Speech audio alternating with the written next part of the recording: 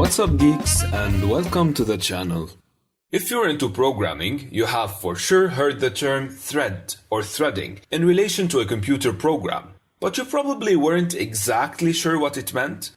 And how about processes? You likely understand that a thread is somehow related to a program or a process, but maybe that's as far as your understanding goes. So, in this video, we are going to explain what a thread is and make sure that all the questions you may have surrounding this topic are answered.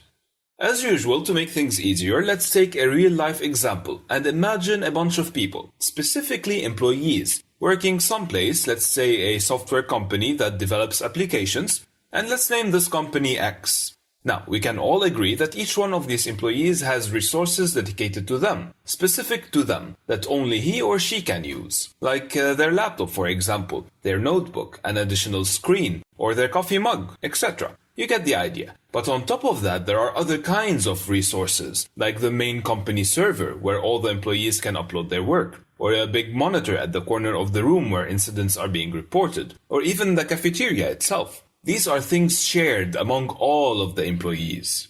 Now, when the employees are assigned issues or tasks to do by the company, every employee on their own, given all these personal and shared resources, should and is able to complete the tasks assigned to them and deliver them back to the company. Now, these tasks may be the development of an application from top to bottom or just a piece of it. But what we know for sure is that at the end of the day, the collection or combination of these pieces or tasks provided by each employee to the company will result in a complete application. So, in our case, the employee is the smallest unit inside this company that can contribute to the end goals of this company in one way or another. And an employee to our company is like a thread to a process.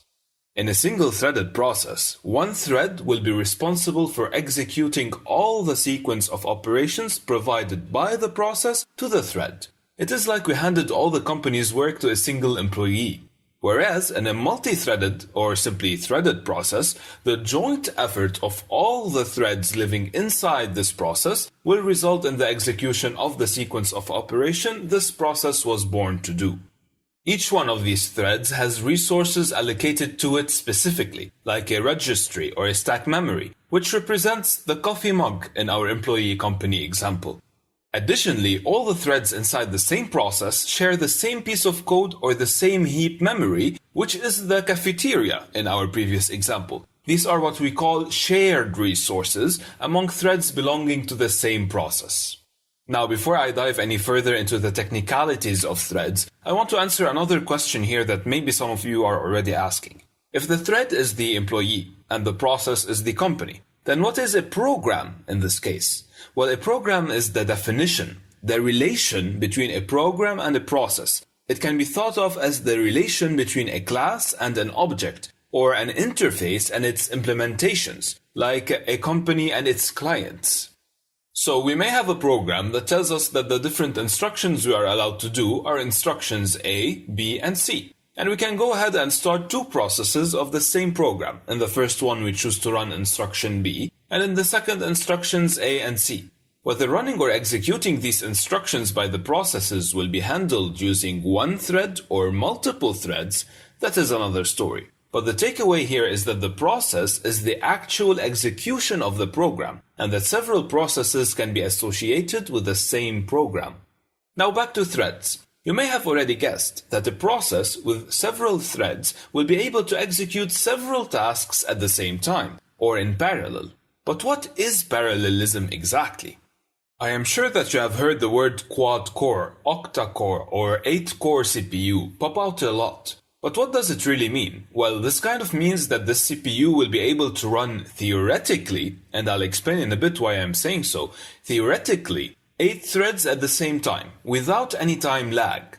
Now, some of you may say that in one of my programs I can run 100 threads, not just 8. Well, yes, and in such cases when the number of threads you create exceeds the number of cores your CPU has, your processor will grant you the illusion of parallelism by slicing the time associated to every task into such tiny pieces, we are talking less than milliseconds, that you will feel that your threads are being executed in parallel. while in reality you only have 4 or 8 active threads at the same time at any point in time.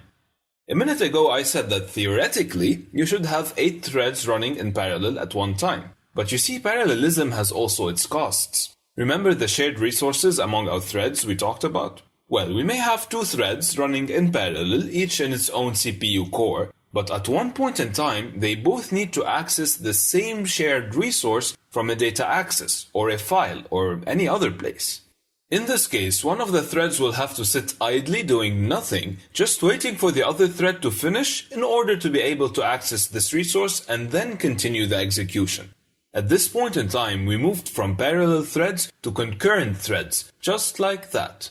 While in our heads we may be thinking that I have 2 threads running in parallel, but practically one of them is just sitting there, waiting for the other one to finish executing to be able to resume its work.